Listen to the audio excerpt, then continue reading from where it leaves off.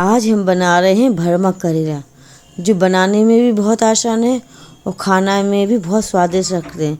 इसको बनाने में ज़्यादा समय नहीं लगता है। इसके लिए मैंने 400 ग्राम करेले लिए हैं, जो कि मैंने 2 से 3 बार अच्छे से धो लिया है, क्योंकि इनके छिलकों का भी हमें प्रयोग करना है ना, तो बहुत अच्छे से धो के रखें। और मैंने इसको साफ़ कपड़े से पोंछ लिया है। अब मैं इन करेलों को छील लूँगी, जिससे कि ये छिलके हैं ना, इससे हम भरमा के लिए यूज करेंगे। इन छिलकों को हम फेंकेंगे नहीं। हमें इतना कि हल्का हल्का छिलका निकल जाए और अंदर से टूटेगा नहीं, इस बात का ध्यान रखना है। ये बहुत ही पौष्टिक होते हैं और शुगर वाले मरीजों के लिए तो बहुत ही लाभदायक होते हैं। इन्हें तलने में भी कम तेल लगता है और बनाने में भी बहुत आसान होते हैं। इस तरह मैंने सारे करेले को छील लिया है। देखिए, कहीं कहीं हल्का सफ़ेदपन आ जाए तो कोई बात नहीं, ऐसा भी चल जाता है। अब मैं चाकू की सहायता से एक सिरे से दूसरे सिरे तक के लिए काट रही हूँ। काटने के बाद चम्मच की सहायता से इनके सारे बीज निकाल रही हूँ। ये जो बीज है ना मुलायम वाले, उनको तो हम रख लेंगे। अगर जो बीज इनमें कड़क होंगे उन्हें हम अलग कर देंगे। मैं दूसरा करेला भी इसी तरह करके बता रही हूँ। देखिए, पहले करेले में तो मुलायम बीज थे, तो हमने उसके करेले के बीज रख लिए, लेकिन जो दूसरा करेला है उसके निकले हैं कड़क बीज, तो हम उन सबको अलग कर देंगे, क्योंकि बीजों को भी हम भरावन में लेंगे, इसलिए कड़क बीज इसमें अच्छे नहीं लगेंगे। देखिए, ये कितने कड़क हैं कि उंगली से दब नहीं रहे। तो हम कड़क बीजों को अलग कर देंगे और मुलायम बीजों को रख लेंगे।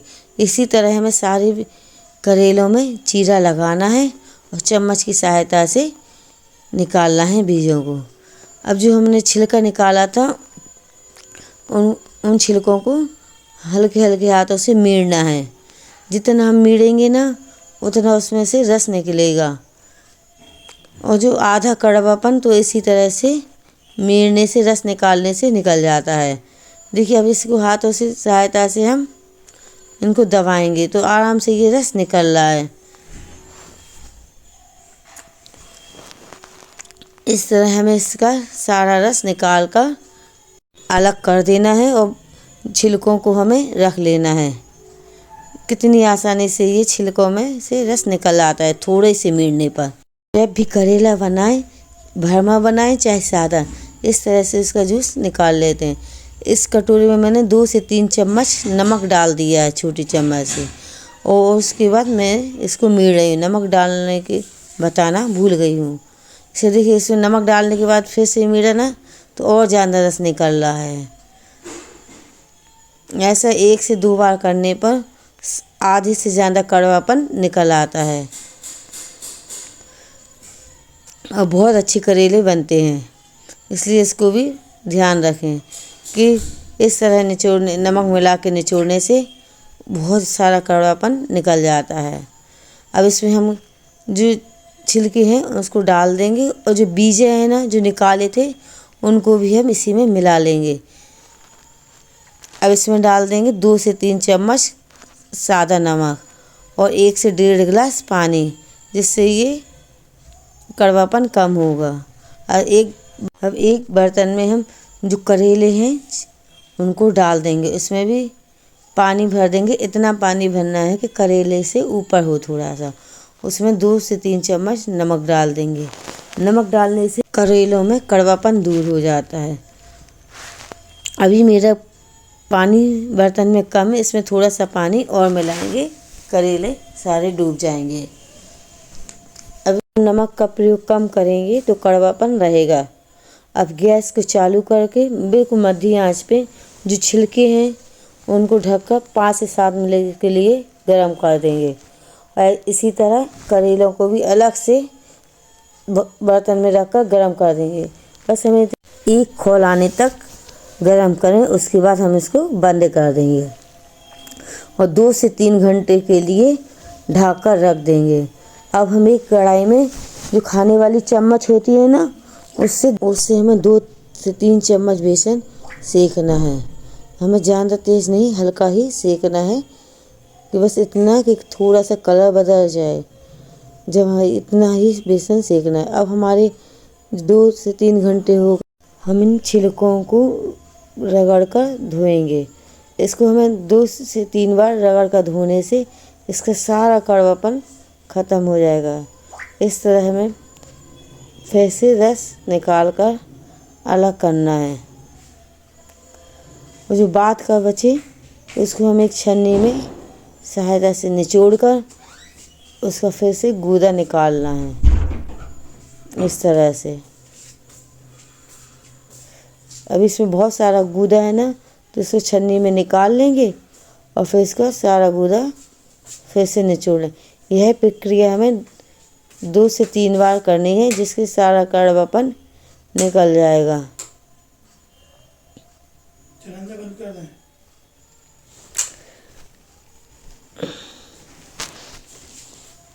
और जो हमारे करेले हैं उनको भी हल्के हाथों से हम इसी तरह दबाकर निकालेंगे।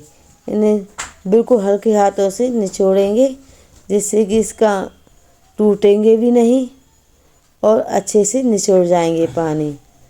नहीं तो अगर पानी रहता है तो तलने में परेशानी होती है। इसे बिल्कुल हल्के हाथों से निचोड़ना है हमें।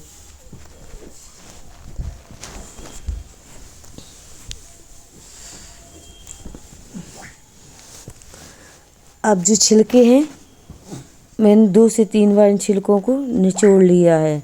अब इसको हम मिलाएंगे। जो बेसन हमने सेक के रखा है ना, उस बेसन को हम इसमें मिला देंगे। साथ में मिला देंगे बेसिक मसाले, लाल मिर्च, धनिया पाउडर, हल्दी, बड़ी सौंफ, काला नमक, सफ़ेद नमक और हल्का सा गरम मसाला। अमचूर पाउडर 1.5 से 2 चम्मच मिलाएंगे। इसमें थोड़ा अमचूर पाउडर थोड़ा ज़्यादा लगता है। अगर आपके पास अमचूर पाउडर नहीं है तो आप इसमें नींबू भी मिला सकते हैं। नींबू का भी टेस्ट इसमें बहुत अच्छा लगता है। चाहे अमचूर मिला लें, चाहे नींबू का रस। खटाई से इसमें टेस्ट बहुत अच्छा लगता है। अब इन सारे मसालों को इसमें अच्छे से मिलाने के बाद करेला में जो चीरा किया था ना, उसमें भर लें। इसमें थोड़ा दबा दबा के अच्छे से भर लें, जितना मसाला एक बार में हमसे भरा जाए। मैं एक और भर के इसी तरह से आपको बता रही हूँ। अगर ये टूटा भी है ना साइड से, तो वो ये आसानी से भर लें इसको, क्योंकि फिर हमें धागे से इसको बांधना है। इस तरह पूरा मसाला करेलों में भर लिया है। अगर आपका मसाला बाद में थोड़ा बच भी जाए तो थोड़ी से तेल में इसको सेक कर भी खा सकते हैं। देखिए, जो करेले का मुंह खुला है ना, उसको हमने धागे से बांध लिया। इस तरह से मसाला हमारा करेलों से निकलेगा नहीं। और जहाँ से टूटा है या कहीं से वो निकल रहा है मसाला, उस वहाँ पे भी थोड़ा ज़्यादा धागा बांधने से आराम से ये बंध जाता है और मसाला निकलता नहीं। इसी तरह हमें सारे करेलों में ये धागा बांधना है। देखिए ना, इसमें मैंने आलू का इस्तेमाल किया है, ना ही प्याज का, ना ही लहसुन का। फिर भी बहुत टेस्टी बनते हैं ये करेले। एक कढ़ाई गरम की है, उसमें मैं डालूँगी थोड़ा सा तेल और थोड़ा सा टुकड़ा डाल के देख रही हूँ कि हमारी कढ़ाई हुई है। हमें ना तो बहुत ज़्यादा तेज़ कढ़ाई में करेला डालना है, ना ही हल्की। अगर तेज़ कढ़ाई में करेला डाल देंगे तो एक बार में डालने से ये जल जाएंगे और इसका कच्चापन रह जाएगा। इसलिए बिल्कुल मीडियम आंच पर हमें डालकर ढक देना है।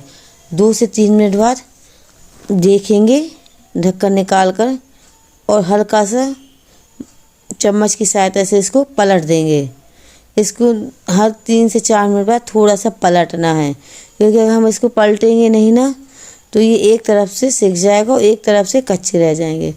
इसलिए हमें इसे 3 से 4 मिनट बाद फिर दूसरी बार पलटना पड़ेगा। इसको एक बार के सेकने में हमें 10 से 12 मिनट का समय लगता है। मैं इन करेलों को 2 बार में सेकूंगी। क्योंकि एक बार में कढ़ाई में बन नहीं रहे थे, इसलिए मैं 2 बार में सेकूंगी। अगर इसको बार बार नहीं पलटेंगे तो बिल्कुल कच्चे रह जाएंगे और खाने में भी मज़ा नहीं। देखिए ये मेरे तीसरी बार पलटा है और कुछ करेलों में हल्का सा गुलाबीपन आ गया है, इसलिए बस एक बार और पलटना पड़ेगा और सारे करेले मेरे बनकर तैयार हो जाएंगे। इस तरह से हमने तीसरी बार भी इन करेलों को पलट कर चला दिया है। देखिए कितने अच्छे करेला सिक रहे हैं, क्योंकि इनको हमें बिल्कुल मध्यम आंच पर सेकना पड़ता है तो थोड़ा सा समय लगता है, लेकिन खाने में बहुत ही स्वादिष्ट लगते हैं। हम बच्चों को तो बहुत पसंद आते हैं, क्योंकि ये तीखे, चटपटे और खट्टे सब होते हैं। अब इसको ढकने के बाद बस एक बार और चलाएंगे, फिर हम इनको निकाल लेंगे। देखिए कितने अच्छे करेला सिक गए हैं और मध्यम आंच पर सेकने से करेला भी अच्छे कड़क हो जाते हैं। इनको हम 4 से 5 दिन रखकर आराम से खा सकते हैं।